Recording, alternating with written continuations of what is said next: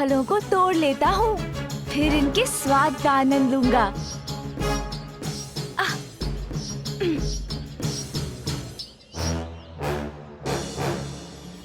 कौन है? नंदी जी आप? मेरा अभी मन नहीं भरा, इससे अभी और क्रीड़ा करनी है मुझे, इसलिए मेरे शीश पर ही रहने दीजिए इसे।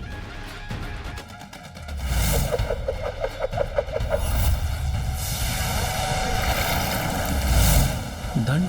इसने तो पुनः दंड उठा लिया। नहीं नहीं, नहीं लूंगा।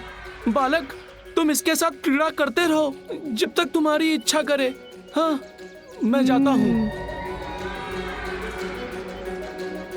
प्रभु, मैंने उनके सिर से चंद्र को लेने का प्रयास तो किया, किंतु उन्होंने मुझे दंड दिखा दिया। उनके साथ पुनः युद्ध की स्थिति उत्पन्न हो, उसके पूर्व ही हमें उसे रोकना होगा। स्वामी,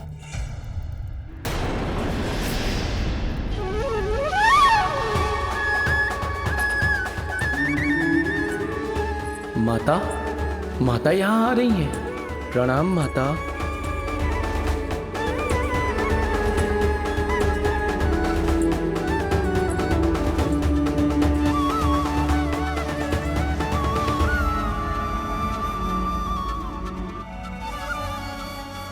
उत्तम, अति उत्तम।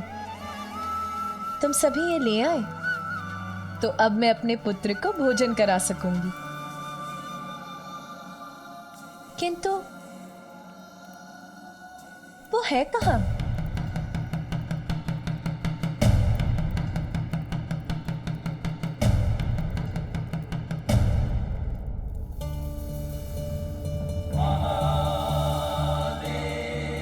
स्वामी, ये क्या?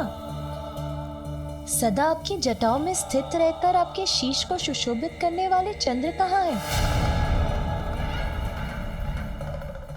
देखा आपने, ये है परिणाम ध्यान में मग्न रहने का। आपको ज्ञात भी नहीं कि आपके शीश से चंद्र कहाँ चले गए। और हमारा पुत्र, वो कहाँ है? वो माता, चंद्र तो आपके पुत्र के पास ही है। वो उन्हें अपने साथ ले गए हैं और वो उसके साथ क्रीड़ा कर रहे हैं। तो इसमें इतनी चिंता की क्या बात है?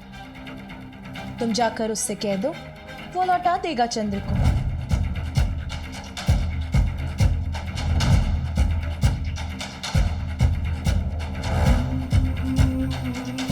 क्या हुआ? मैंने कहा ना, जाकर मांग लो उससे चंद्र को। तो फिर विलंब क्यों कर रहे हो आप सभी? जाते क्यों नहीं? दीदी, दीदी, माता तो आप ही बताओ। माता, हम सभी ने प्रयास तो किया, किंतु वो तुम माता प्लाया तमाले ताले आता पर होता है, क्योंकि वो तो माता, हम गए थे उनके पास, किंतु उन्होंने चंद्र देने से मना कर दिया। माता, उन्होंने अपने हाथ में दंड ले रखा है। पिछली बार उनके हाथ में दंड था तो स्थिति नियंत्रण के बाहर चली गई थी। और माता, अब तो उसके पास दंड भी है और तंत्र भी है। बस शांत हो जाओ तुम सभी। नटखट अवश्य है मेरा पुत्र, किंतु है तो एक बालक ही ना। चंद्र को क्रीड़ा की कोई वस्तु समझकर ले गया होगा। इसमें दोष मेरे पुत्र का नहीं, उसके बड़ों का है, जो जगत के प्रति अपने दायित्व निभाने में इतने व्यस्त हो जाते हैं कि अपने पुत्र का ही ध्यान नहीं रख पाए। किंतु आप सभी चिंता मत करिए, मेरा पुत्र अभी चंद्र को ले आएगा। पुत्र, तुम्हारे पिता के शीश पर स्थित रहने वाला चंद्र क्रीड़ा की वस्तु नहीं है, साक्षात चंद्रदेव के प्रतीक हैं। उनके अपने स्थान पर ना होने से चंद्रदेव भी प्रभावित हो रहे हैं। इससे सृष्टि का भी अहित हो रहा है। उन्हें शीघ्र लौटा दो पुत्र, शीघ्र आओ यहाँ। अभी आया माँ।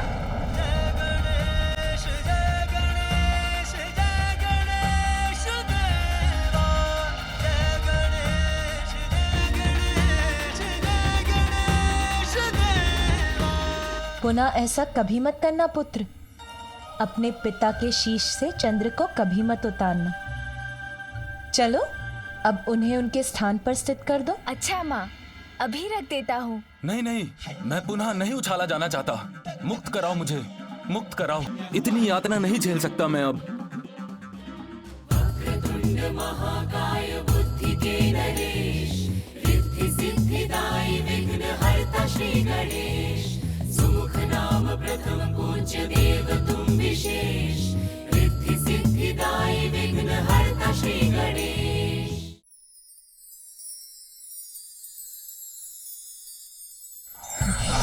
ये क्या?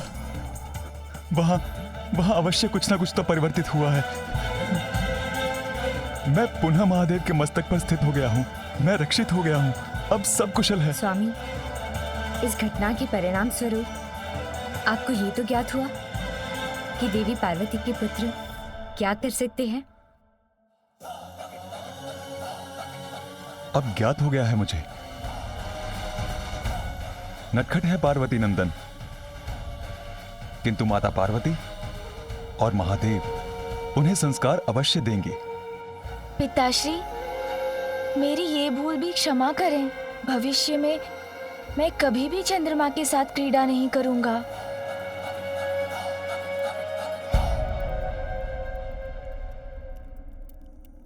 बालक विनायक विनम्र जो हुए, चकित सारे गण देखते ही रह गए।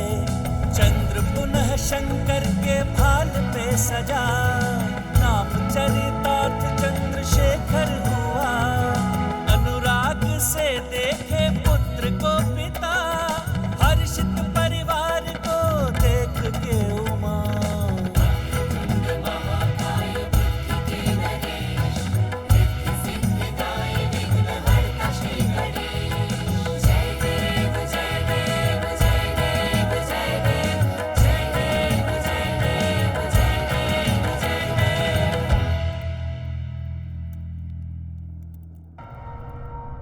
परमपिता ब्रह्मदेव, वो दुष्ट दानव भोलेनाथ और माता पार्वती के बालक के विषय में जानने के लिए इतना उत्सुक क्यों था, ये जानने के लिए मैं स्वयं उत्सुक हूँ पिताश्री। क्योंकि पार्वती पुत्र ही इस दुष्ट सिंदूरा का काल बनेगा देवर्षि। किंतु उस दुष्ट दानव ने आपको पिता कहकर संबोधित क्यों किया? देवर्षि नारद, आपका भ्राता एवं मेरा पुत्र ही है ये दुष्ट सिंदूरा, जो मेरी जमभाई से ही उत्पन्न हुआ था। जमभाई से? कैसे?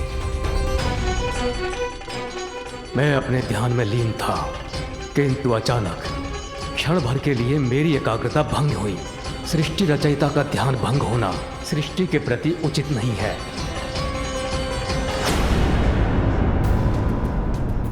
मुझे अपनी इस बड़ी भूल का आभास हुआ और मैंने पुनः स्वयं को ध्यान में स्थिर कर लिया। मैं निश्चिंत था कि मेरी इस त्रुटि से सृष्टि की कोई क्षति नहीं हुई, किंतु अनायास मुझे जमभाई आ गई और मेरा मुख खुल गया। उसी अवकाश में ये जन्म लेकर प्रस्तुत हुआ।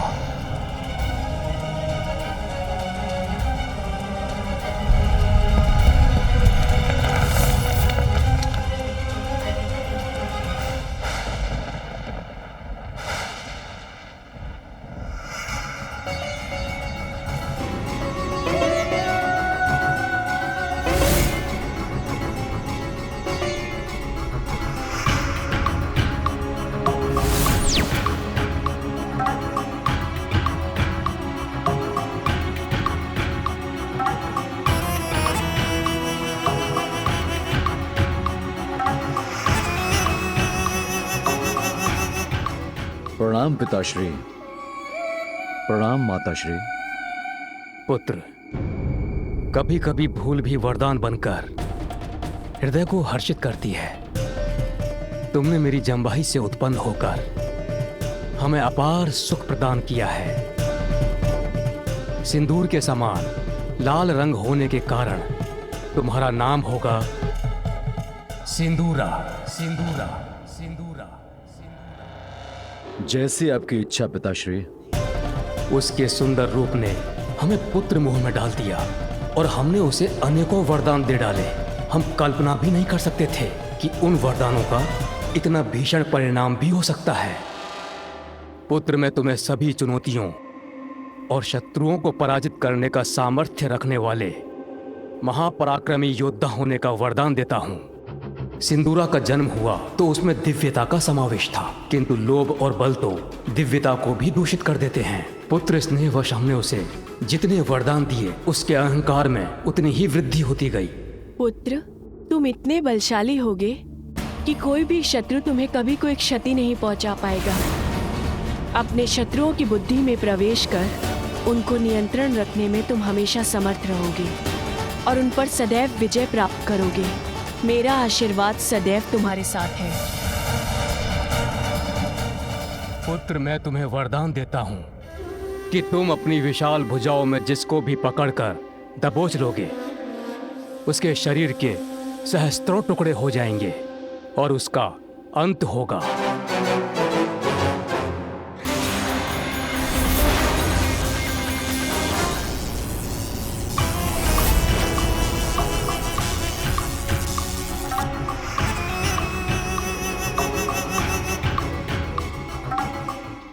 अब कोई नहीं टिक सकता मेरे समक्ष, न देव, न दानव, न यक्ष और न मनुष्य। कोई वध नहीं कर सकेगा मेरा। अब मुझे किसी से कोई भय नहीं। अजय हो गया है सिंदूरा।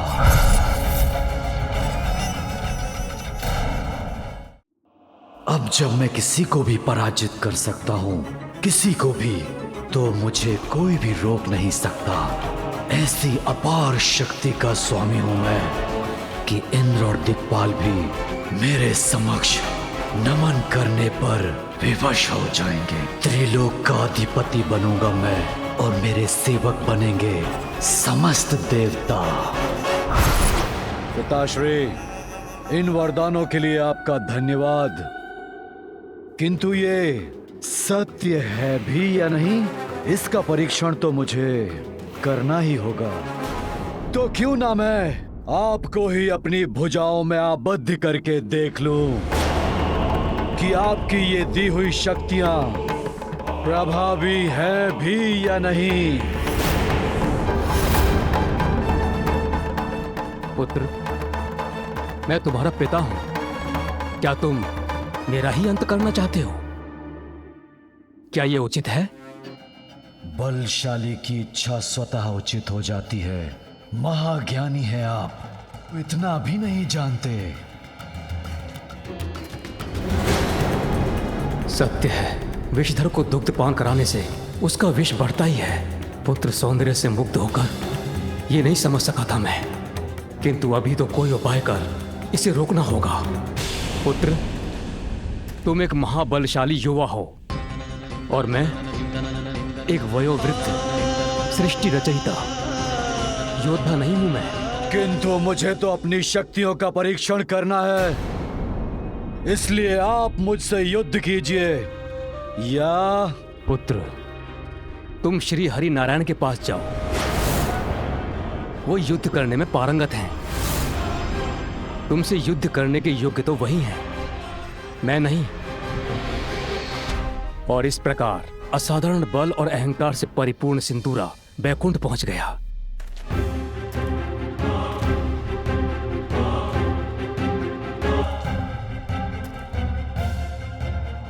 नारायण,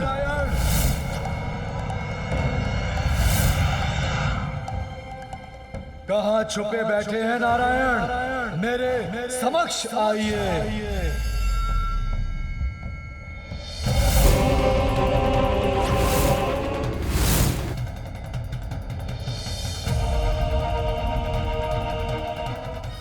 ये आप क्या कर बैठे ब्रह्मदेव?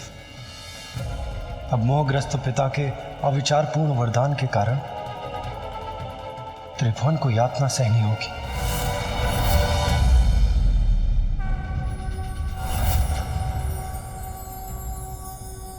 नारायण, मैं सिंदूरा आपसे युद्ध करने आया हूं। मुझसे युद्ध? परंतु मेरी तो तुमसे कोई शत्रुता नहीं। शत्रुता नहीं तो क्या हुआ?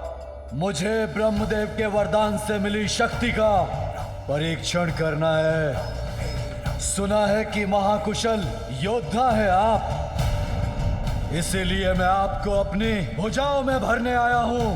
पुत्र, युद्ध आदि तो मैं त्याग चुका।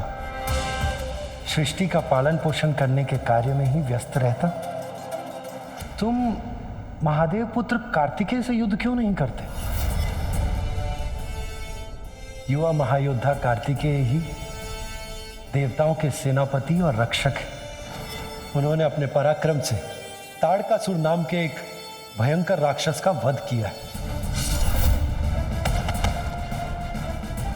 तुम कैलाश जाओ और उनसे युद्ध करो। यदि तुमने युद्ध में उन्हें परास्त कर दिया तो संपूर्ण देवता स्वतः ही तुम्हारे समक्ष समर्पण कर देंगे। कार्तिकेय। और तब सिंदूरा कार्तिकेय को ढूंढता हुआ कैलाश पहुंच गया, किंतु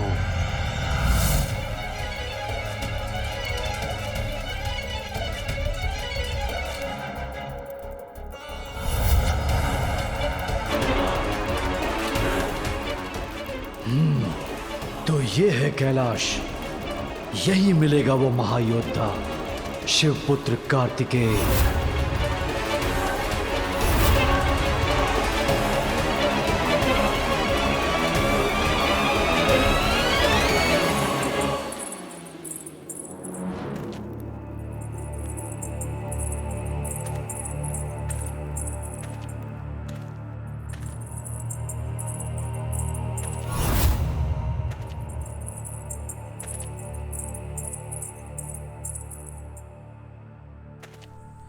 ये चूड़ियों की खनखनाहट कहां से आई? अत्यंत मधुर ध्वनि है। किंतु कार्तिकेय के स्थान पर उस दुष्ट की कुदृष्टि पड़ी देवी पार्वती पर।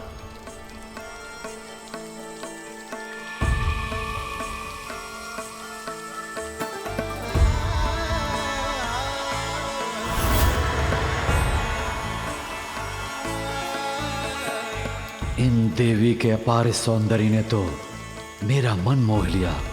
मुग्ध हो गया है सिंदूरा इनके इस मन भावन रूप से। और जिस पर सिंदूरा मुग्ध हो जाए उसे प्राप्त करके ही रहेगा।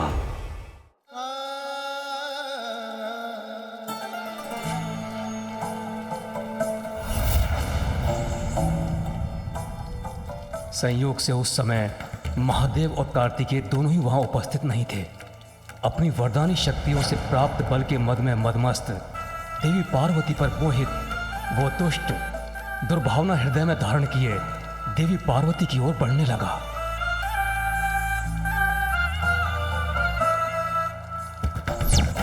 ये वही समय था जब देवी पार्वती संतान प्राप्ति की प्रबल कामना मन में धारण कर अपनी कल्पना से उसकी छवि को चित्रित कर रही थी। जब सिंदूरा उनके समीप पहुंचा, उसी समय देवी पार्वती द्वारा चित्रित उस छवि से ही एक प्रकाश पुंज उत्पन्न हुआ और सिंदूरा से टकराया और वो दुष्ट कैलाश के बाहर जा गिरा। जिस पुत्र ने जन्म से पूर्व ही सिंदूरा से अपनी माता देवी पार्वती की रक्षा की, उसको सिंदूरा के पग पग का भान है। विघ्नहर्ता श्री गणेशा, श्री गणेशा, श्री गणेशा, विघ्नहर्ता श्री गणेशा, श्री गणेशा, श्री गणेशा, विघ्नहर्ता श्री। एक पुत्र का कर्तव्य होता है कि वो ऐसे सुकार्य करे जिससे उसके माता पिता उस पर गर्व कर सके। मैंने तुम्हें कई वरदान दिए, परंतु तुमने उन सबका दुरुपयोग करना ही उचित समझा। उन शक्तियों के साथ मुझ पर ही आक्रमण किया। अब तुमने अपने दुष्कृत्यों की सभी सीमाएं लांघ दी हैं। जगत जननी देवी पार्वती को कुदृष्टि से देखने का दुस्साहस किया तुमने। मैं तुम्हें श्राप देता हूं, अपनी दिव्यता खोकर तुम असुर बन जाओगे। जिन देवी को तुमने कुदृष्टि से देखा, उन्हीं का दूसरा पुत्र तुम्हारा वध करेगा। महादेव और देवी पार्वती का दूसरा पुत्र तुम्हारा काल बनकर प्रकट होगा।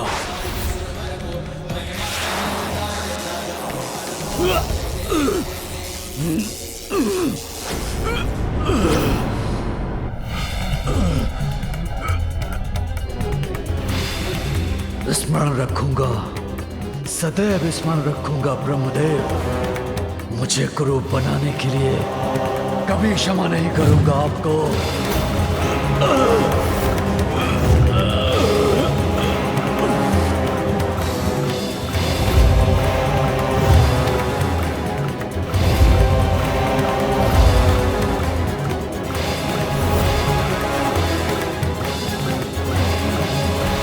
महादेव और देवी पार्वती का दूसरा पुत्र तुम्हारा काल बनकर प्रकट होगा। यदि वो बालक मेरे लिए काल है, तो सिंदूरा भी उसके लिए महाकाल है।